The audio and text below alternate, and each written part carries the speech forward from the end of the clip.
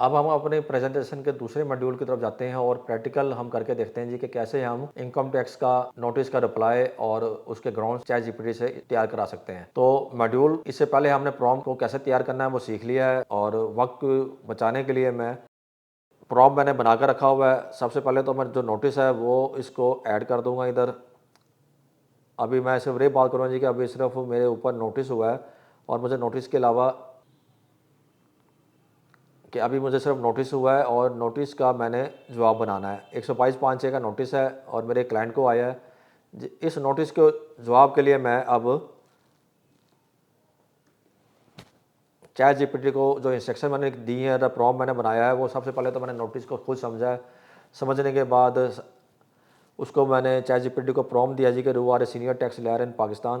के chat GPT को एक मैंने टास्क दे दिया था, उसको रे पावर करा देगा जी कि आप एक सीनियर टैक्स लायर है और मुझे as a senior tax lawyer as a in senior of Pakistan आपने मुझे जवाब देना है कि मेरे क्लाइंट ने 2018 का एक टैक्स ईयर उसके ऊपर नोटिस वसूल किया है। फैक्ट्स क्या हैं जी कि फैक्ट्स ये हैं कि नोटिस की डेट जो है वो 1/9/2023 है, थ्रू RS हुआ है और मैंने जो रिप्लाई देना है वो रिप्लाई देना है basically issued by additional commissioner. और एलिगेशन मेरे पे क्या लगाई गई है, नंबर 1 कि मैंने जो क्लोजिंग स्टॉक डिक्लेयर किया है इनकम टैक्स की रिटर्न में, लेकिन बैलेंस शीट में मैंने नहीं दिखाया। इसी तरह एलिगेशन नंबर 2 है कि मैंने कैपिटल डिक्लेयर किया है वेल्थ स्टेटमेंट में, लेकिन मैंने बैलेंस शीट में नहीं दिखाया। एलिगेशन नंबर 3 है कि declare other revenue under the head of share in tax AOP, और इसका मुझे डॉक्यूमेंट्स मांगा जा रहा है जी कि आप डॉक्यूमेंट्स दें, डॉक्यूमेंट्री प्रूफ दें। और उसके बाद इनकम फ्रॉम प्रॉपर्टी का टैक्स मैंने क्लेम किया 51,456 रुपये। इसके ऊपर कहा गया जी कि आप डॉक्यूमेंट्री प्रूफ दें। और फिर एलिगेशन नंबर 5 रहे है जी कि मैंने टैक्स पेबल दिखाया हुआ है वेल्थ स्टेटमेंट में, तो उस 10,45,000 रुपये का डॉक्यूमेंट्री प्रूफ दें। और उसके बाद एलिगेशन नंबर 6 है जी कि मेरे पास फॉरेन रेमिटेंस आई है, तो उस और फॉरेन रेमिटेंस का प्रूफ दें। अब रे मेरे ऊपर एलिगेशन से फैक्ट्स ऑफ द केस है। फैक्ट्स ऑफ द केस अगर आप खुद भी इसको कहेंगे चैट जीपीटी को अलहदा से, तो वो आपको बना के दे देगा और उसको भी आप अपने हिसाब से यहाँ पर कॉपी पेस्ट कर सकते हैं जब आपने फाइनल रिजल्ट की तरफ जाना है। और इसके बाद आपने उसको टास्क क्या दिया है कि जी कि मुझे ड्राफ्ट बना के दो, एक strong reply in English challenging legal objections. Legal objection मेरे जो आपको 2 हिस्सों में मैंने मुश्तमिल किया है, एक लीगल ऑब्जेक्शन है और दूसरा फैक्ट्स है। लीगल ऑब्जेक्शन में मैंने कहा जी कि जुरिडिक्शन नहीं है इसके पास, फिशिंग एंड रोमिंग इंक्वायरी है और 2022 PTT 1411 ये जजमेंट इस पर मुल्तान हाई कोर्ट की मौजूद है, तो इसके fishing and roaming inquiry additional commissioner नहीं कर सकता। No element of erroneous in so far and judicial to the interest of revenue ये मौजूद नहीं है। वायलेशन ऑफ नेचुरल जस्टिस नहीं है। सेक्शन 122(5) से और सेक्शन 111 बोथ ऑफ सेक्शन एक साथ इस्तेमाल नहीं किए जा सकते। और फिर मैंने ऑन मेरिट क्या एक्सप्लेन किया। ऑन मेरिट मैंने कहा जी कि प्रॉफिट लॉस अकाउंट में जो ड्यूली शोन फिगर की गई है, जो अडॉप्ट किया है एडिशनल कमिश्नर ने क्लोजिंग स्टॉक की, वो बिल्कुल अकाउंटिंग स्टैंडर्ड के मुताबिक है। और जो अकाउंटिंग स्टैंडर्ड के मुताबिक जो रकम मैंने प्रॉफिट लॉस अकाउंट में लिखी है वो मेरा नफ़ा नुकसान में हिस्सा बनेगी और यही रकम ट्रांसफ़र होती है बैलेंस शीट में। अगर मैंने बैलेंस शीट का पोर्शन इनकम टैक्स की रिटर्न में नहीं बनाया तो ऑटोमेटिकली डीम प्रोविजन है जी कि वो ट्रांसफ़र समझा जाएगा। और नफ़ा नुकसान में जब ये चीज़ क्लोजिंग स्टॉक मेरा आ गया है तो इसका मतलब है कि मैंने इस पर प्रॉपर टैक्सेशन दे दी है। नॉन डिस्क्लोजर की बेस पर मुझे सेक्शन 111 नहीं लगाया जा सकता, क्योंकि जब मैंने नफा प्रॉफिट लॉस अकाउंट में तो एडिशनल कमिश्नर ने इसको एक्सेप्ट कर लिया है, तो बैलेंस शीट में भी डीम यही फिगर जाती है। अगर मेरे प्रॉफिट लॉस अकाउंट में ये फिगर नहीं है तो बैलेंस शीट में भी ये फिगर नहीं जाएगी, तो ये डीमिंग प्रोविजन के तहत एक्सेप्ट समझी जाए। दूसरा मैंने कहा जी कि कैपिटल डिक्लेयर जबकि मैंने वेल्थ स्टेटमेंट में कर दिया है, तो अगर बैलेंस शीट में नहीं भी हुआ तो उसे लॉस ऑफ रेवेन्यू नहीं है और सेक्शन 111 का क्वेश्चन अराइज नहीं होता। तीसरा कि AOP ने टैक्स दे दिया है और इसके ऊपर मैंने कहा जी कि सेक्शन 92 में वो एग्जाम्प्ट है, पार्टनरशिप डीड और टैक्स की रिटर्न मैंने अटैच कर दी है। चौथे नंबर पर मैंने कहा जी कि 100 सेक्शन जो 15 है इसका IRS मॉड्यूल में FBR और रकल में हर चीज़ डाटाबेस जो है वो मौजूद है। चौथा नंबर पे जो मैंने सेक्शन 15 के तहत जो मेरा टैक्स कटा है प्रॉपर्टी पे, उसके बारे में लिखा है जी कि IRS मॉड्यूल ऑफ FBR और रकल डाटाबेस में तमाम रिकॉर्ड मौजूद है, लेकिन इसके बावजूद मैं ऑफिसर की कन्वीनियंस के लिए CPRs को अटैच कर रहा हूँ। और जो पेबल्स हैं वो मेरे सेक्शन 34(5) का जो मॉड्यूल है उसके तहत 3 साल तक जब तक वो खड़े नहीं रहते बुक्स में उसको टैक्स नहीं किया जा सकता। इसके बावजूद मैंने अटैच कर दिया समरी। और फिर आखिरी जो मैंने बात की कि फॉरेन रेमिटेंस सेक्शन 111 में उसको इम्यूनिटी हासिल है, और इसमें मैं लिख देता हूँ जी कि all relevant documents are attached.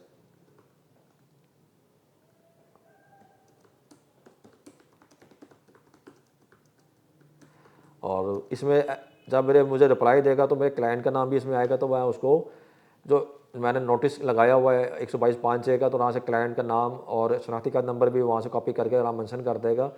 तो इसको मैं मना कर देता हूँ जी कि no please no mention name, personal details and CNIC of my client in reply, ताकि ये जो रिप्लाई है वो ChatGPT में अगर सामने आ भी जाए तो डिस्क्लोज ना हो और कॉन्फिडेंशियल ही रहे।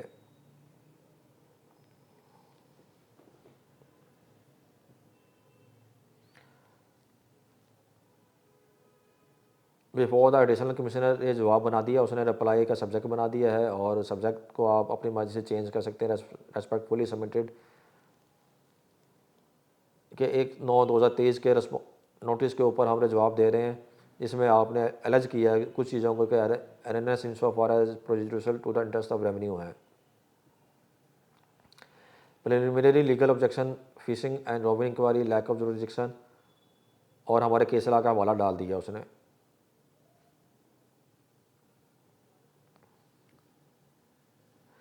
अहम बात है कि जी जो आपने टास्क दिया है ना इधर, उसको आपने मुकम्मल टास्क में खुद समझाना है ChatGPT को कि आपको क्या रिप्लाई चाहिए। इसको ओपन नहीं छोड़ना। जब ओपन छोड़ देंगे तो फिर उसकी मर्ज़ी है कि वो कुछ भी सोच कर वो जवाब को हिस्सा बना दे। तो आपने उसको महदूद करना जी कि रे मेरे फैक्ट्स हैं, इसका रे रिप्लाई है, और इस रिप्लाई के अंदर मेरे रिप्लाई के अंदर रह के ही उसने चलना है। जब मैंने उसको महदूद कर दिया है तो उसी महदूद रह के ही उसने मुझे जवाब दिया है।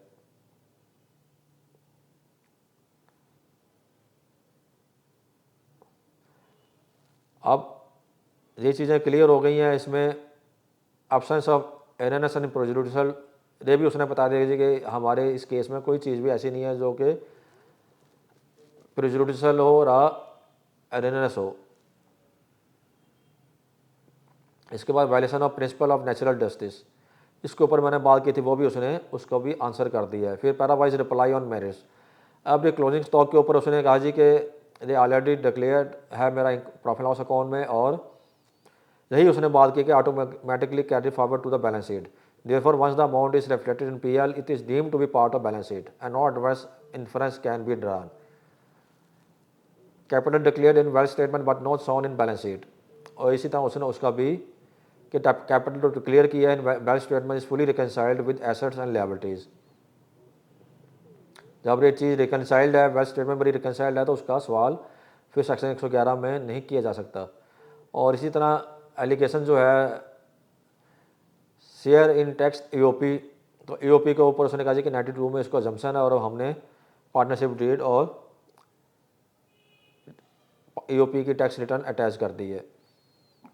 फिर है टैक्स डिडक्शन अंडर सेक्शन 15(6), इसके ऊपर मैंने कहा जी कि भी आपका डाटाबेस में मौजूद है, लेकिन साथ मैंने CPR भी अटैच कर दी हैं, और कॉपी ऑफ CPR इसने खुद ही अपनी तरफ से एज एविडेंस पेमेंट ऐड की है, ये मैंने नहीं लिखा था।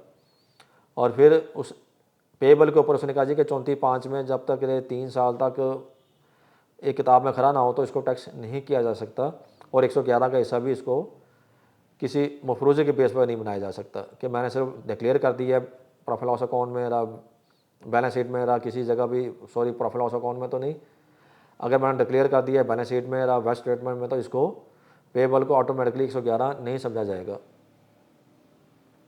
और फिर फॉरेन रिमिटेंस है, फॉरेन रिमिटेंस में भी बड़ा अच्छा उसने मुझे जवाब दे दिया जी कि foreign remittance through banking channel आई है और fully supported by documentary evidence है जो कि मैं अटैच कर रहा हूँ। और फिर प्रेयर कर दिया जी कि नोटिस को विड्रा किया जाए।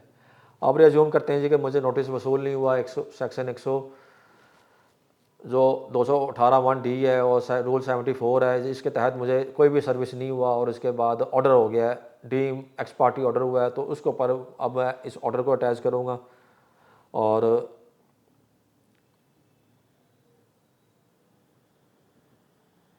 इसके ऊपर भी मैंने प्रॉम्प्ट बनाया हुआ है कि जी अब मैंने क्या करना है, अब मैंने ग्राउंड्स ऑफ अपील बनानी है कमीशन अपील के लिए।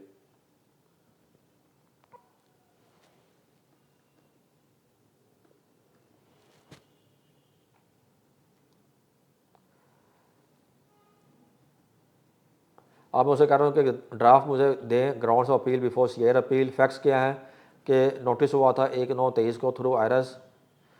Client never provided electronic address under rule 74 means के 2014 से पहले का क्लाइंट का एंटीएन है और उसने आज तक रजिस्ट्रेशन नहीं कराई और ऑलरेडी ऐड है मेरे इंटरमीडियरी अकाउंट में, तो उसी से मैं उसकी रिटर्न भरता रहा हूँ। और अब उसने ना कभी अपना ईमेल दिया FBR को, ना उसने अपना मोबाइल नंबर दिया हुआ, तो सर्विस कैसे पॉसिबल है। No opportunity of hearing. Allegation number 1, वही जो एलिगेशन जो हमने पहले डिस्कस किए वो सारी लिख दी हैं। और इसके बाद जो एलिगेशन है कि जी order issued ex parte on 28/2/2024 को हो गया है। अब मैं उसे समझा रहा हूँ जी कि grounds must include in the sequential manner 1 2 3 in paragraph with the pretext of the text that the London Additional Commissioner has urged to consider online service as valid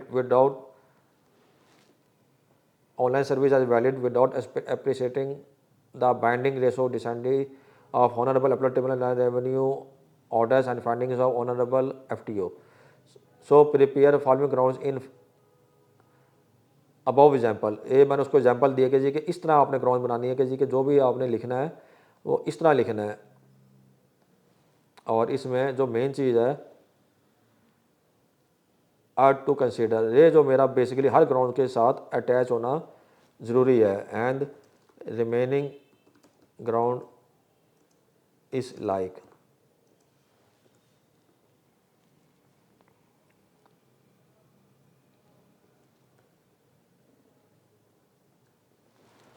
कि पहले हर ग्राउंड से पहले रे लिखा जाए, अदरवाइज रे अपनी मर्जी से जो इसका जो यूरोपियन स्टाइल है उसको फॉलो कर रहा होता है, तो हमने इसको पाकिस्तानी स्टाइल के अंदर जैसे कमीशन अपील के पास एक चल रहा है तरीक़ेकार, उसमें हमने इसको महदूद करना है। अब मैंने उसको ग्राउंड्स ऑफ अपील के लिए क्या कहा है जी कि जो ग्राउंड्स इसने बनानी है वो prepare following grounds in above example के, अबव एग्जाम्पल के मुताबिक मुझे प्रिपेयर कर दे ग्राउंड्स ऑफ अपील। इन वाली सर्विस हुई है रूल 74 SRO 597 और मैंने कहा जी कि एक MM अकरम साहब का ऑर्डर है, इसके बेस को ग्राउंड ऑफ अपील का हिस्सा बनाया जाए। Violation of national justice, non speaking order, lack of jurisdiction without ensure the service of notice और अजम्पशन ऑफ जुरिडिक्शन, अगर बगैर सर्विस के कराई जाएगी तो वो नहीं तो समझा जाएगा जी कि अगर मुझे सर्विस नहीं हुई तो जुरिडिक्शन भी अज्यूम ऑफिसर के पास नहीं हुई जिसके लिए जजमेंट रिपोर्टेड है। फिशिंग एंड रॉबिंग इंक्वायरी है और इस पर जो 5 मेंबर्स का जो ATIR का ऑर्डर है वो लगाया हुआ जी कि जो एडिशनल कमिश्नर है एक तरह 2 क्यूरीज तो पता कर सकता है, लेकिन 4-5 से लेकर 8-9 क्यूरीज को पूछना, इसका मतलब कि वो मेरा ऑडिट कर रहा है। और ये इसकी 5 मेंबर जजमेंट है ATIR की।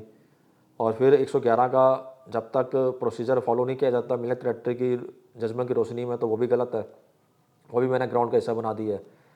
और प्रॉफिट लॉस अकाउंट फैक्ट्स के ऊपर मैंने वही बातें की हैं जो पहले की थी कि जी के बैलेंस शीट का हिस्सा ऑटोमेटिकली जो क्लोजिंग स्टॉक है वो बैलेंस शीट में चला जाता है। और बाकी ये ग्राउंड्स वही हैं जो मैंने ऊपर लिखी हुई थी। और इसके बाद इसको मैं कहूँगा जी कि without prepare facts of the case and grounds of appeal without mention name, details and CNIC of taxpayer.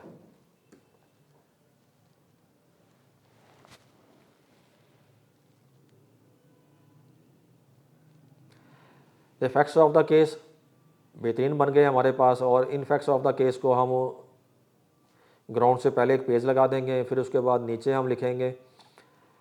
ये समरी होती है बेसिकली जज को मेंबर कमीशन अपील को समझाने के लिए जी कि हमारे फैक्ट्स क्या हैं, ऑर्डर ना पड़े और ऑर्डर की बजाय इसी फैक्ट्स को देखकर वो अपना माइंड बना ले के एक्चुअली क्या हुआ है। ये facts of the case neutral होते हैं और इसमें अपनी कोई भी ओपिनियन आपने नहीं लिखनी होती।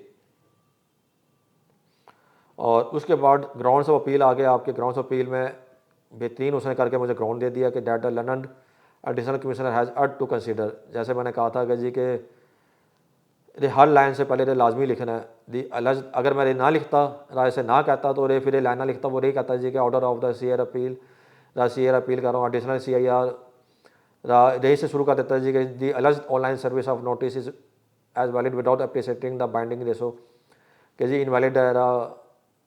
तो उससे बचने के लिए जैसे हमारा एक फॉर्मेट है, मैंने उसको टेक्शन दे के उस फॉर्मेट में इसको कहा जी कि आपने इस फॉर्मेट में मुझे हर ग्राउंड को देना है।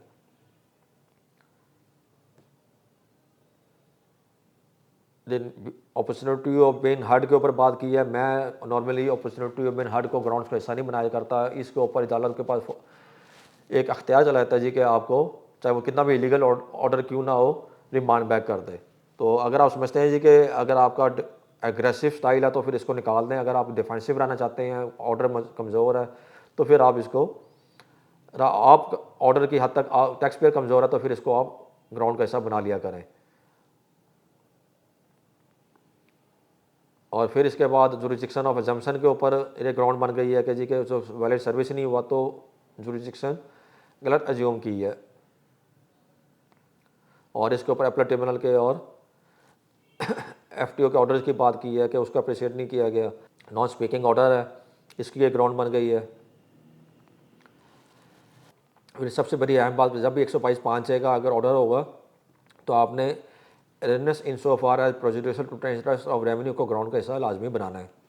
और अगर 122(5) का ऑर्डर है 122(1) के साथ, तो फिर आपने डेफिनेट इन्फॉर्मेशन सेक्शन 122(8) को लाजमी अपने ग्राउंड का हिस्सा बनाना है कि डेफिनेट इन्फॉर्मेशन इस केस में मौजूद नहीं है।